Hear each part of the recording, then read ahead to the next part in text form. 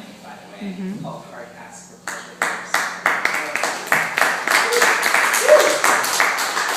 This, however, is written by me.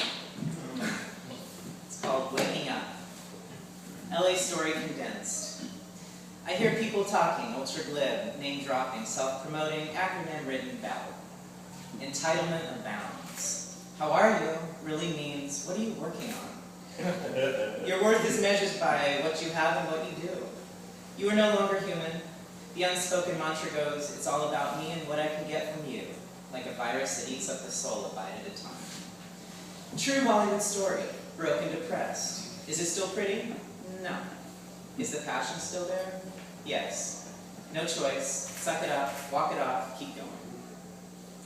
Learn the lessons or die here in one form or another. This backwards classroom teaches me what really matters by displaying what does not. I learn what truth is by unveiling the smoke and mirrors. I know what love is by seeing everything but. If you can rise above the lie, you will be free. You don't need this place, it needs you. Contradiction overflows. Chain-smoking vegetarian with peace sign bumper sticker, driving, texting, flipping someone off. Peace. But only for me and mine. Love, but only for some. Anything goes, but not really. With a chip on my shoulder and ready for a fight, I step into this land of delusion. A minor altercation in traffic, nearly hit walking through crosswalks. People lie to me constantly. I want you for this project. I'll call you right back. Let's do lunch. You're amazing. Love ya.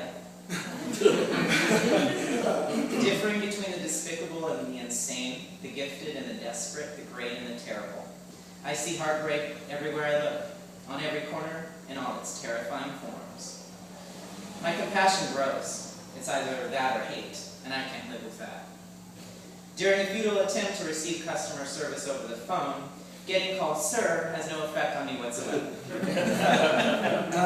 In fact, by the end of the day, it's practically a compliment to at least be acknowledged as something human.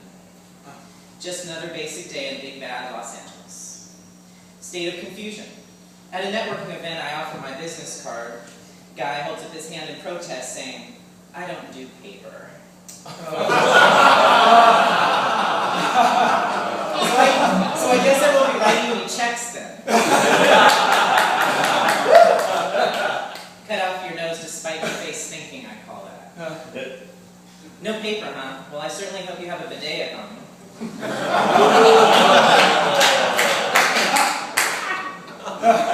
Auditioning. Walking down Ventura Boulevard in the summer heat, trying to hurry before makeup and spray tan start to run.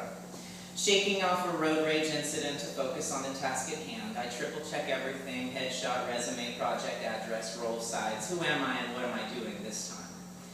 Herded like cattle from one room to the next, belittled for no good reason, scolded as a group because of one or two late arriving attention seekers. What the hell am I doing here?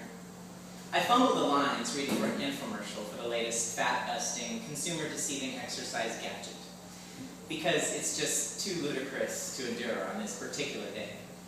I walk the several blocks back to my car, street parking only for its actors, of course. I close the door and yell in anguish, when is it going to be good enough? I am grateful for each acting job and lesson learned. I've heard it all and seen it in the faces. Too masculine for this, too feminine for that, too short, too natural, too real, too muscular to be yoga girl, too femme to be butch, too strong. Doesn't look like the mom, doesn't look like the wife, not the pretty we're looking for. Interesting, but we don't know how to use you. But I'm none of your types. I'm not. I can't help it, I just break all the rules make me. But I'm all in now, and there's no going back. I create my own projects even though it's a straight uphill battle with no end in sight, discovering new obstacles with each step, and people trying to discourage me at every turn. I am steadfast. I discovered the film script of a lifetime with the made-for-me role about the first female pro quarterback. My passion is reignited. I immerse myself in football, the character, and taking on the monumental task of producing the film Third and Goal. Hyper-efficiency and overwork seemed necessary and right. But then I began to see the severe imbalance, and like a parasite it took over my life. After a while it grew stale, overdoing everything, while still thinking, just push harder, it's never good enough, must be bigger, stronger, faster. But then it's gone too far, into chronic frustration, depression, and burnout. And then I woke up one day and realized I'd become one of the Angelina. How can it be a soulless city of angels? How can I live a paradoxical life and be at peace? Managing passion in a sea of sharks, I learned. With various minor injuries and aches earned from training and role prepping, I escape into my mental spiritual sanctuary and survive LA madness one day at a time because the unshakable passion drags me along. Then, Super Bowl 47. My steely, untouchable world was flipped upside down when the best first date I could have imagined became the love of my life. My foundation was shaken as my damaged view on relationships shattered, and all others from the past paled in comparison. He was training me in football, and I can't pinpoint the precise moment love happened. But it's somewhere between the Super Bowl date and when he taught me how to take a snap, which was all I could have hoped for and more. My sealed heart began to transform, and attaining a shred of patience, I let go of the reins. Workaholism finally tapered. The edge softened, the grim determination soothed and restored to inspiration. I remember to breathe. I learned that love isn't superfluous, or merely that idea I had put on a shelf in the back, behind work, for a later, more convenient time, after success, as I defined it, after more awards, more wins, some form of validation that will never be enough, after fill-in-blank of current high-bar intention. As a reward. I could have done that forever, but I would have woken up one day and realized I missed my life.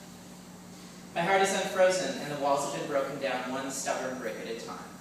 Old hurt from abusive relationships of the past finally dissolved, and I'm off the sidelines and fearless. More football practice at the park with my love. Some little kids want to play with us. Before, this would have been an annoyance to interrupt my all-important film roll prep. Instead, I knew it was a gift, something to share, and to teach arrogant me what matters again, to slow down, to have fun.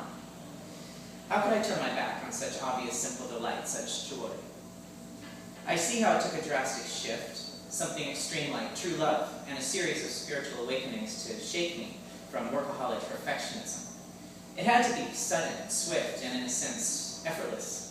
It had to be strong enough to pull my focus, to awaken me from the spell, to remind me who I am, to know balance. Success unfolds as I redefine it, and I triumph. Out of all my training, I see the most important is learning how to accept love. Of course, it's continual work, and sometimes the old self-hate rears its ugly head, disguised as motivational helpfulness. I'm still trying to be perfect, I say to my love. Why don't you just be Dallas, he says. Good enough. Oh, yeah.